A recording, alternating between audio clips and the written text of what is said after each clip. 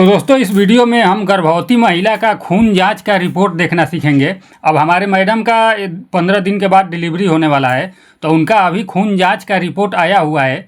तो जो डॉक्टर बताते हैं वो तो ठीक ही है, लेकिन आप खुद से भी अगर खून जांच का रिपोर्ट देखना सीख लेंगे तो फिर और बेहतर रहेगा। तो देखिए, इस वीडियो को देखकर कोई भी अपना खून जांच का रिपोर्ट देख सकता है। ज़रूरी नहीं है कि जो प्रेग्नेंट लेडी है वो उन्हीं का खून जांच का जो अलग अलग नहीं होता है, सबका एक ही जैसा होता है रिपोर्ट।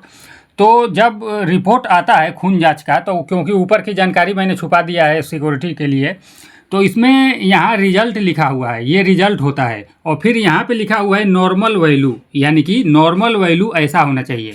अब इसमें 3 चीज़ खास करके देखा जाता है। जो गर्भवती महिला है उनका क्या क्या चीज़ें शरीर के अंदर डैमेज हो सकता है खून जांच में दिखता है। एक तो SGPT है, और एक SGOT है, और एक अल्कलाइन फास्फेट है। तो इन तीनों में जो हमारे मैडम का रिपोर्ट आया हुआ है, जो SGPT है ये यहाँ पे नॉर्मल में कितना होना चाहिए, तो 5 से 35 लिखा हुआ है यहाँ नॉर्मल वैल्यू। अब इनका 5 से 35 के जगह रिजल्ट में कितना आया है, तो 292.1, यानी कि ये बहुत ज़्यादा SGPT बढ़ा हुआ है। ऐसा ही अगर SGOT देखा जाए तो ये 300 है, लेकिन होना कितना चाहिए, तो 5 से लेकर 40 के अंदर होना चाहिए, तब समझ लीजिए कि वो नॉर्मल है, ठीक है। लेकिन ये बढ़ करके 300 पहुंच गया है।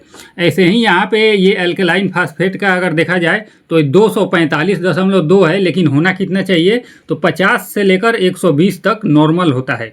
तो ये इतना ज़्यादा बढ़ा हुआ है, यानी कि ये जो SGPT है ये बताता है अगर ज़्यादा भरा हुआ है तो यानी कि लीवर का फंक्शन खराब है। लीवर जो है, लीवर में सूजन है और लीवर खराब होने के स्थिति में है, क्योंकि ये बहुत ज़्यादा 300 बहुत ज़्यादा होता है।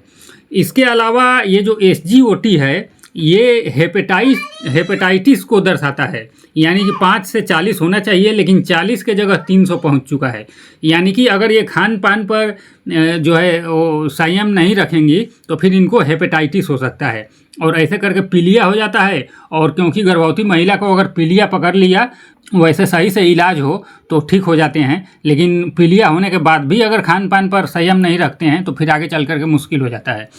तो अगर आपके केस में भी इतना ज़्यादा बढ़ा हुआ है तो फिर महिला को तुरंत तेल मसाला चिकनाई ये सब बंद कर देना चाहिए, और सिर्फ हरा साग सब्जी खाना चाहिए। जो कि हरा सब्जी भी बनाएं तो उसमें तेल बिल्कुल ना डालें, बिल्कुल 1 से 2 बूंद डालें, और जीरा धनिया मसाले के तौर पर डाला करें, कोई मसाला वसाला ना डालें, और वही रोटी के साथ खाएं। इसके अलावा फल फ्रूट जैसे कि सेब हो गया, चुकंदर हो गया, चुकंदर खाना चाहिए, सेब खाना चाहिए, और कीवी फल आता है वो खाना चाहिए। आपके डॉक्टर बताएंगे कि आपको क्या क्या खाना है, तो वही चीज़ें खाना है।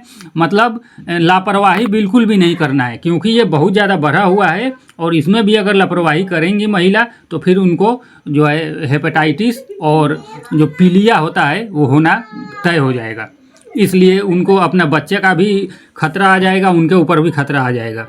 और अगर ये 5 से 35 तक नॉर्मल है, तो मान लीजिए 50 है या 60-70 है तो ठीक ठाक है, लेकिन फिर भी आपको खान पान पर नज़र रखना है। लेकिन यहाँ तो बहुत ज़्यादा बढ़ा हुआ है। तो खून के रिपोर्ट आते ही मैंने अपना मैडम का खान पान बिल्कुल सही कर दिया, तेल मसाला बिल्कुल बंद कर दिया।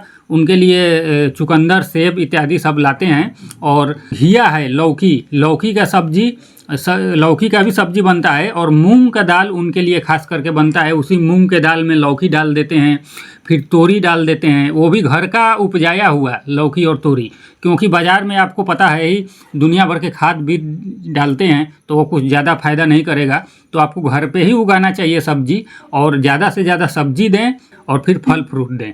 तो ऐसे करके ये बढ़ा हुआ SGPT SGOT को आप कम कर सकते हैं, और डिलीवरी के समय ज़्यादा दिक्कत आपको नहीं होगा।